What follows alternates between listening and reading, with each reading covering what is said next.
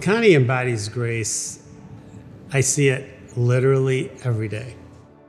Jim is a man of integrity, and his first foot forward is that of truth. Well, growing up, my view of church was not good. And I was an atheist. I wanted to say, here's my arguments, and I'm going to prove to you that Christianity is not true. Until I went to ask out the prettiest girl in the high school, and 30 minutes into our date, she starts talking about Jesus. After many, many talks and dinners with her and her mother, they had me go to First Baptist Church with them for 3 days of special meetings, and I had never seen anything like it. The third night, when I started listening halfway through, I started thinking, just what if it's true? Then I'd want to know. And I just felt like, I got to do this. And I gave my life to the Lord then and joined the church, got baptized, and I was into everything, and it was fantastic. I can't ever remember not knowing who Jesus was. But in my home, on the outside, it looked beautiful. And on the inside, it was dark. I knew everything that was going on behind closed doors, and yet couldn't share that with anyone. Until I met my husband, he became my best friend. And we had a beautiful life.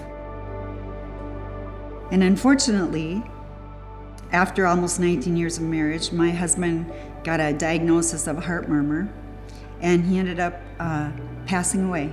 And so I was left with 2 girls that were 17 and my son who was 15, and once again feeling very lost, very alone. 2 years after my husband passed away, there was this one particular night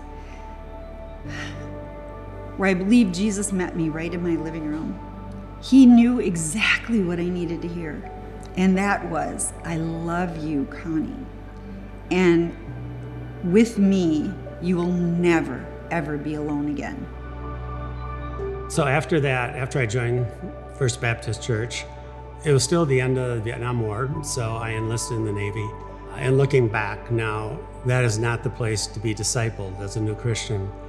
And then when I got out of the Navy, I got married right away. Life just took over for both of us. She was working, I was going to college. So we were doing everything but, going to church. And she lived with cancer our whole time. She underwent 34 cancer surgeries in 35 years.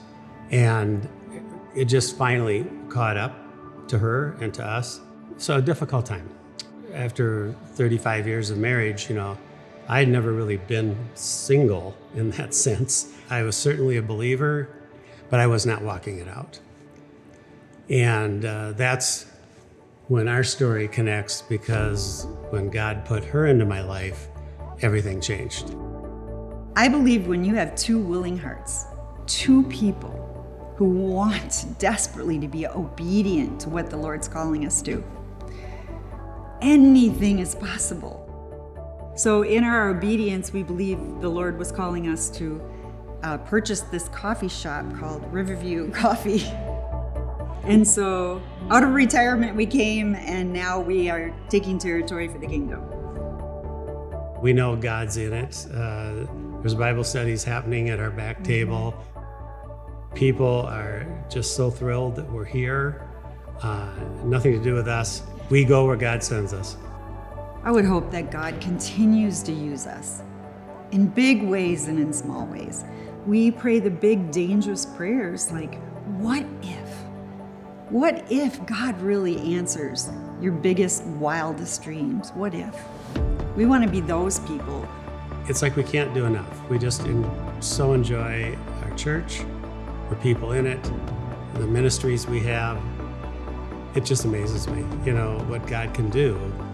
I can look back in my rearview lens, and I remember the young man who thought he knew everything, mocking God, realizing now the Lord is everything. It's just so full circle. I mean, that is God. That is a miracle right there. certainly for me. He just takes every part of your story and makes it his own. His story for our lives is so amazing. We can't make this stuff up.